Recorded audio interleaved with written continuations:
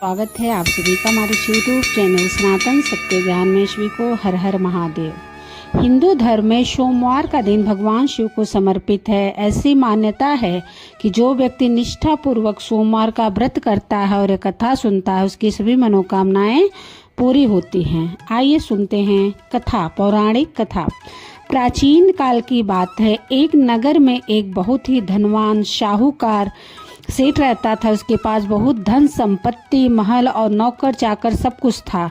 लेकिन उस साहूकार के जीवन में बहुत बड़ा दुख था। उसकी कोई संतान नहीं थी। पुत्र प्राप्ति की इच्छा में वह हर सोमवार को भगवान शिव का व्रत करता था और पूरे विधि विधान से शिव पार्वती की पूजा करता था। वह शाम को शिव मंदिर जाकर दीपदान भी करता था। उसकी गहरी भक्ति देखकर माता पार्वती प्रसन्न हुई और उन्होंने भगवान शिव से कहा, हे प्राणनाथ, यह साहूकार आपका परम भक्त है। यह इतने समय से आपकी आराधना कर रहा है। कृपया इसकी मनोकामनाएं पूरी करें और इसे पुत्र रत्न प्रदान करें। भगवान शिव ने मुस्कुराते हुए कहा, हे देवी, संसार कर्म क्षेत्र है। यहाँ जो जैसा बीज बोता है उसे वैसा ही फल मिलता है। इस साहूकार के भाग्य में संतान का सुख नहीं है। परंतु माता पार्वती के बार बार आग्रह करने पर महादेव ने वरदान देते हुए कहा, ठीक है हे देवी, मैं इसे पुत्र का वरदान देता हूँ, लेकिन इसका पुत्र केवल 12 वर्ष तक ही जीवित रहेगा। साहूकार ये सब बातें सुन रहा था। वह न तो खुश हुआ और न ही दुखी। उसने पहले की तरह ही शिव की भक्ति जारी रखी। कुछ समय बाद साहूकार की पत्नी ने एक सुंदर बालक को जन्म दिया। घर में खुशियां मनाई गई, लेकिन साहूकार को पता था कि यह खुशी केवल 12 वर्षों के लिए ही है। जब बालक 11 वर्ष हुआ तो साहूकार ने अपने साले को बुलाया और कहा, इस बालक को काशी वाराणसी ले जाओ, इसे उच्च शिक्षा दिलाओ। रास्ते में जहाँ जहाँ रुकना वहाँ यज्ञ करना, ब्राह्मणों को भोजन कराना। मामा और भांजे काशी की ओर चल दिए। रास्ते में एक नगर पड़ा जहाँ के राजा की पुत्री का विवाह हो रहा था। जिस राजकुमार से उसका विवाह होने वाला था वह कान्हा था। राजकुमार के पिता ने जब सुंदर बालक साहूकार के पुत्र को देखा तो उन्होंने सोचा कि क्यों न इस लड़के को दूल्हा बनाकर शादी की रस्में पूरी कर ली जाए और बाद में अपने बेटे को ले जाएंगे। साहूकार के बेटे को दूल्हा बनाया गया, फेरे हुए, लेकिन वह बालक सत्यवादी था। उसने राजकुमारी की ओढ़नी के पल्ले पर लिख दिया कि तुम्हारा विवाह तो मुझसे हुआ है, लेकिन जिस राजकुमार के साथ तुम्हें विदा किया जाएगा वह एक आंख से काना है। मैं काशी पढ़ने जा रहा हूँ। जब राजकुमारी ने यह पढ़ा तो उसे कान्हे राजकुमार के साथ जाने से मना कर दिया।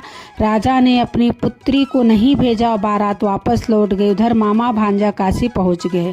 जब बालक 12 वर्ष का हुआ तो उसने मामा से कहा, मामा जी, आज मेरी तबीयत कुछ ठीक नहीं लग रही। मामा ने कहा, तुम अंदर जाकर आराम करो। कुछ ही देर में बालक के प्राण पखेरु उड़ गए। मामा विलाप करने लगे, लेकिन उन्होंने सोचा कि अगर अभी रोना धोना शुरू किया तो यज्ञ अधूरा रह जाएगा। उसी समय भगवान शिव माँ पार्वती वहाँ से गुजर रहे थे। माता पार्वती ने रोने की आवाज़ सुनी और महादेव से कहा, हे प्रभु, कोई दुखी होकर रो रहा है, कृपया इसका कष्ट दूर करें। जब वे पास पहुँचे तो देखा कि वही साहूकार का पुत्र था। माता पार्वती ने करुणावश शिव जी से उसे जीवित करने की प्रार्थना की। भगवान शिव ने कहा, देवी, इसकी आयु इतनी ही थी, लेकिन पार्वती जी के हट पर शिव ने उसे जीवन दान दिया और वह बालक ओम नमः शिवाय करते हुए उठ बैठा।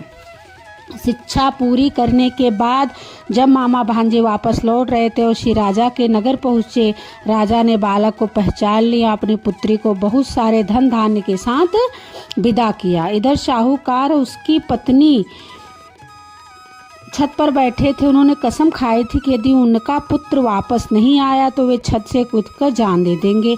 तभी उन्होंने देखा कि उनका पुत्र अपनी सुंदर पत्नी के साथ आ रहा है। साहूकार की खुशी का ठिकाना नहीं रहा। उसी रात भगवान शिव ने साहूकार के स्वप्न में आकर कहा, हे वैश्य, मैंने तेरे सोमवार के व्रत और कथा सुनने से प्रसन्न होकर तुम्हारे पुत्र को लंबी आयु प्रदान की है।